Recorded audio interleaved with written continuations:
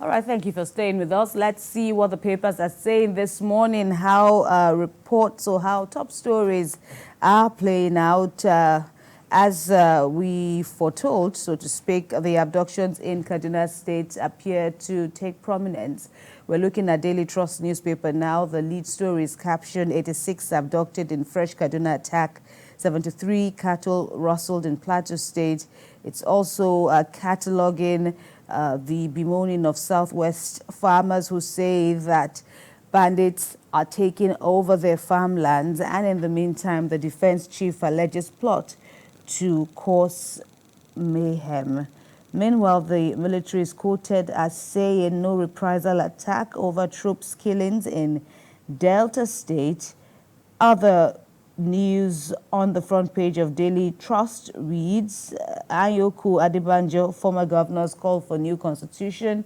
Undersea cable caught, business owners count losses, services restored. SANU NASU ground activities at universities as NLC to join action. Let's look at the leadership newspaper. Bandits sustain attacks on Kaduna, abduct another 86. Outlaws raided Kajuru Sunday night, and 10 days after, terrorists yet to contact families of 287 students as defense chief visits Kaduna. Governor saying school children will return safely. In the meantime, the faces and names of the soldiers killed in the Okoma ambush in Delta State are also splashed on the front page of leadership, putting names to the faces. So, of course, it's not just like 16 people dead. These are the gallant soldiers who fell in the line of duty. Soldiers' killers will not escape justice, defense ministers vow. Another story here, perform or be sacked, Wike tells FCTA permanent secretaries. Next is Blueprint. Insecurity in Kaduna State with 86 in fresh attack, 466 kidnapped in 19 days. That's according to an investigation. Now, expert lists non-prosecution of culprits, poor topography, others as reasons for invasions, and army accuses Okwama community of propaganda. Other stories now, how 28 MDAs illegally withdrew 13.95 trillion naira. That's from an audit report. Environment Ministry tops, while the Auditor General of the Federation blames weak internal control system. Once again, Blueprint is also lauding the virtues of our fallen heroes, talking about the 16 soldiers, rest in peace. We also join in saying to these gallant soldiers. Now, 12.7 billion naira released for provision of meters in military barracks. You failed the people. This is an interesting one. You have failed the people. Labour Party chides its own representatives, its own members who are in the House of Representatives. Now, Senate backs Tinubu's charge to military over killing of officers and soldiers. There's a report from AU, Gaza now world's biggest open-air graveyard. New Telegraph says, fear, tension as bandits kidnap 87, loot shops in fresh attack 48 hours after abducting 14 residents as Kajuru Chikun local government areas become hotbeds of kidnappings. CBN in the news now, on ease as SAC directors refuse to sign retirement letters. Adopt 2014 confab report, Ayoku tells federal government, says 99 constitution lacks legitimacy. Nigeria, pluralistic country struggling to become a nation.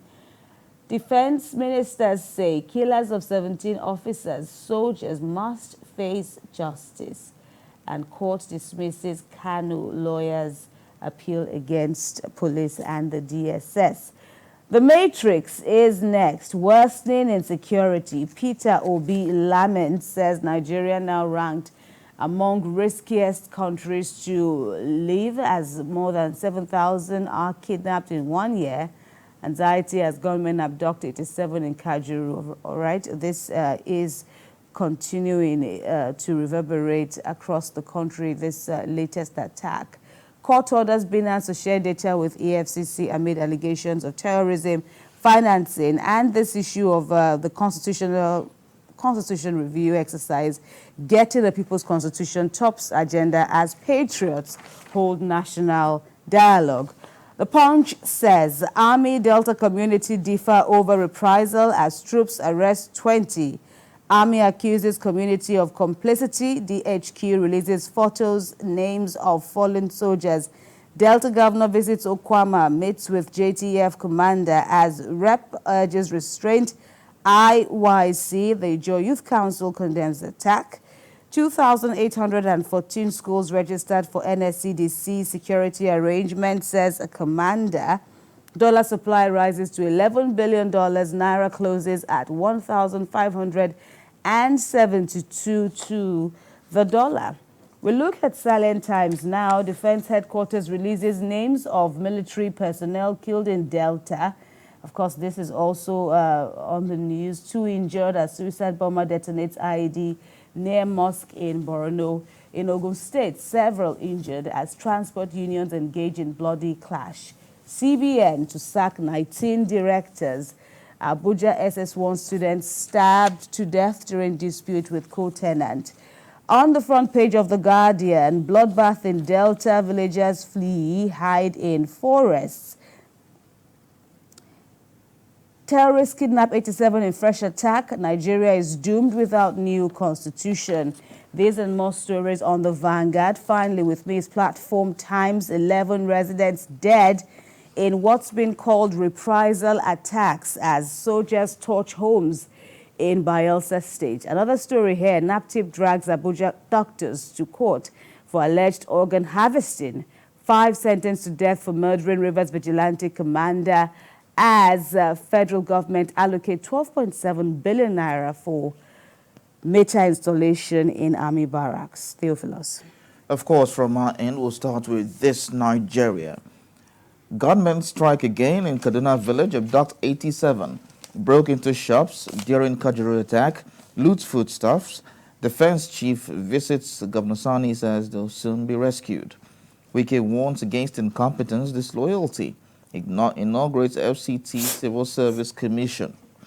Edo Guba, Tinubu predicts victory for APC, presents party's flag to Senator Okwebolo. Sano Nasu strike disrupt exams activities in public universities. Minister faults unions for contravening Trade Dispute Act. Let's move now to Nigerian News Direct. Unpaid salary, Osun, Kwara, Ondo, other varsities comply as Sano Nasu continues 7-day warning strike. No government rep has reached out to the non-academic union, says Sano president.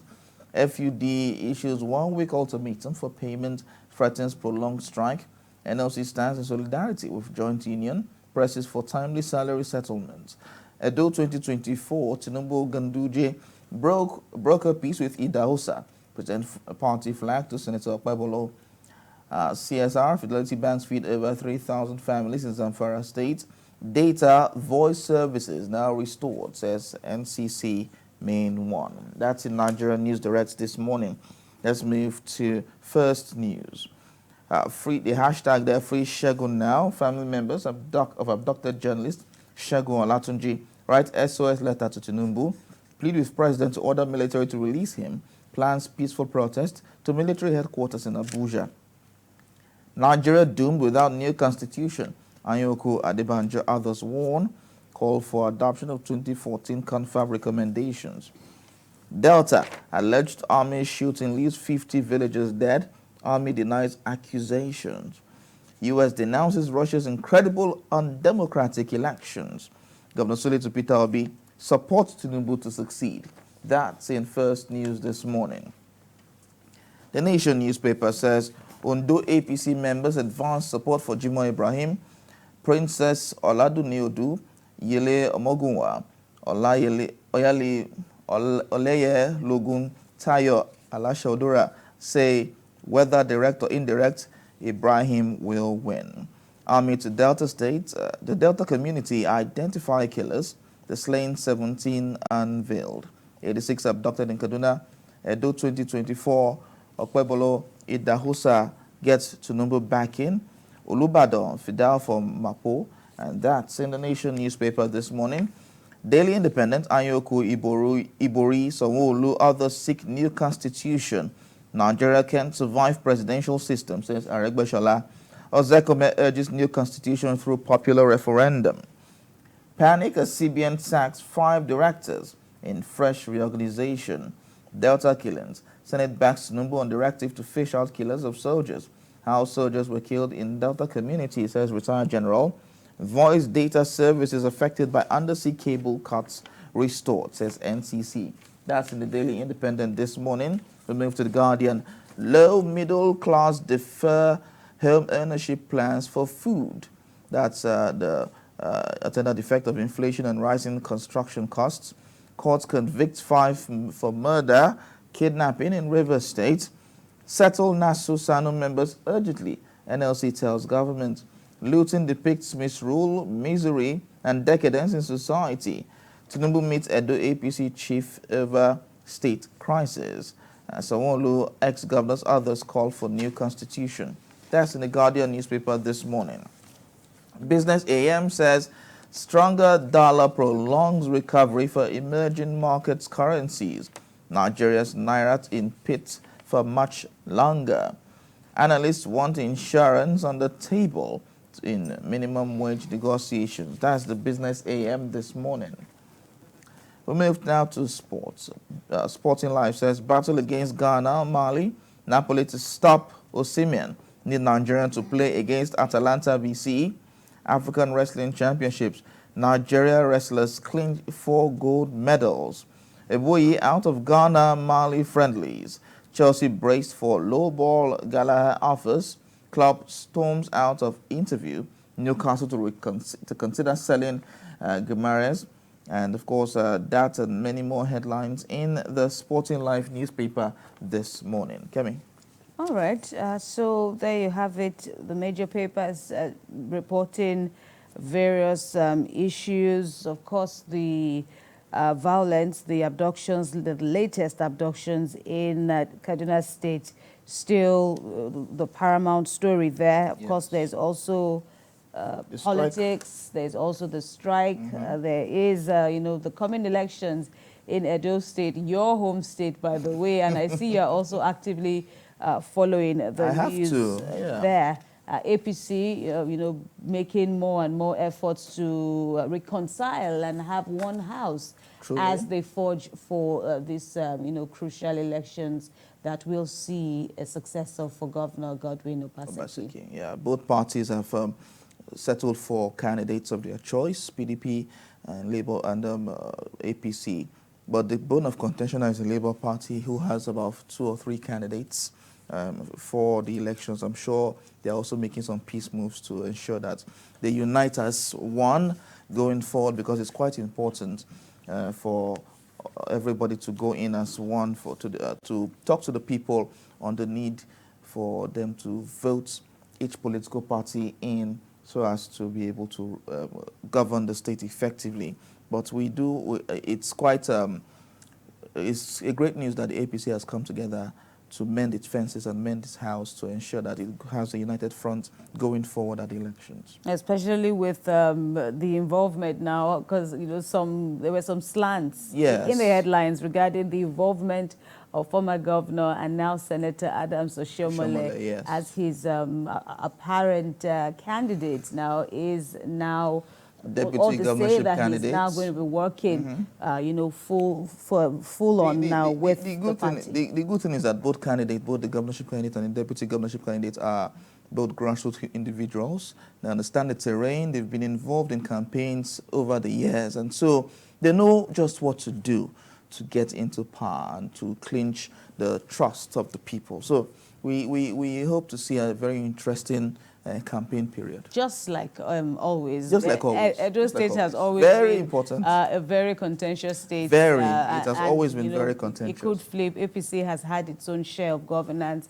The PDP, incidentally, the governor moved from the APC the exiting governor was from the APC. Yes. And then moved on. Of course, that's not. We are also not ignoring the drama involving the governor and his deputy, who is also, going to be one of the key, from what we are seeing now, one of the key contenders for the seat of governor. Also, the issue of constitutional amendment, once again in the front burner. Yes. Eminent Nigerians are speaking under the auspices of the Patriots in honor. They gathered in Lagos in honor of the late eminent professor of law, Ben Nwabueze, and they, basically they're talking about the need for a new constitution, not the tinkering that we have seen, the episodes amendments of tinkering. And all of that. Absolutely, not the amendments here and there, but what they call the people's constitution.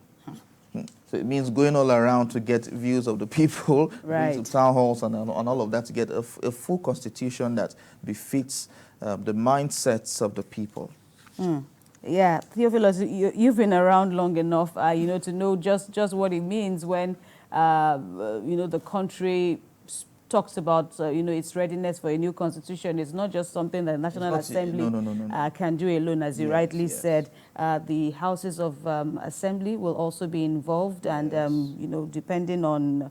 First, we even need to agree. We need to agree. So there will be town halls of different local governments, LCDs, and all. There will be town halls in different areas, public hearings, to get the gauge the views of the people. Then those will be put in a document that will now move to the State House of Assembly before it can be ratified and move over to the higher, will I call it the higher chambers? The chambers, that is the joint chamber of the National Assembly. So this appears not to be rested, this issue of the People's Constitution that will indeed reflect the will of the people, which will also be enforced to the letter, is also yet another news that we expect will trigger more conversations, more insights during the course of the day. Of course, the issue of insecurity is also here. The government is speaking, the opposition is speaking. Peter Obi also in the news, talking about his thoughts on the state of insecurity in the country, and of course the faces and names of the soldiers, the fallen heroes, as rightly pointed out by several newspapers, are also splashed for people to see just how these men, these individuals whose lives were cut short, their names and faces and pictures, that is, were released by the Defense Headquarters. Indeed, a very, very sad period for the Nigerian military at this time. Truly a sad period for the Nigerian military, of course. And indeed the nation. The nation as well. Also, we're looking at, you talked about elections earlier, Ondo State too. Ondo State is not left out. It's not left out. Right, it's also a key year. It's a key year for at least before the end of the year, both states should have concluded elections, and by early next year, we should have new governors for the states. And of course, there are also fireworks to be expected. The APC too is also, striving to maintain its sanity, to keep its head above the water. It has a very, very crucial stake in the scheme of affairs in the state, having held sway over, the past, over several years now. And with, Governor Lucky also throwing his hat into the ring, so to speak, that has also sparked, diverse reactions from within his own party ahead of the primary election. Well, like you have said earlier, we need to just go all out and have a united front going to the elections. Like they say, when two elephants fight, the grass suffers. So Nigerians do not have to suffer the result of the outcome of the party primaries. Let's just go into the elections without rancor and go as a united front, not just the APC, not just the PDP, but every political party we can think of that's contesting that's having candidates at different elections. It's also crucial, while these major actors, of course, it's a it's a busy period for politicians. You can say this is a period that they've been living up to even before now, before the now. They have been preparing for this moment, and so while politicians are doing their thing, the people, the will of the people must also prevail yeah. at this time. People also need to, be encouraged, to show more than, the docile interest, so to speak, to things of this matter, because Everybody these are needs to be active, everyone be involved. needs to be involved. Yes. INEC is also expected to be on top of its game. These are off-season elections, after all, and so everybody, every stakeholder, the security agencies, the media, and every other, block, every other body need to ensure that they work optimally for a smooth flow of elections, for credible, free and fair elections in the states, in these states concerned, Ondo State, Edo State. All right, we will continue to monitor the situation in these states and elsewhere and bring you updates as they unfold.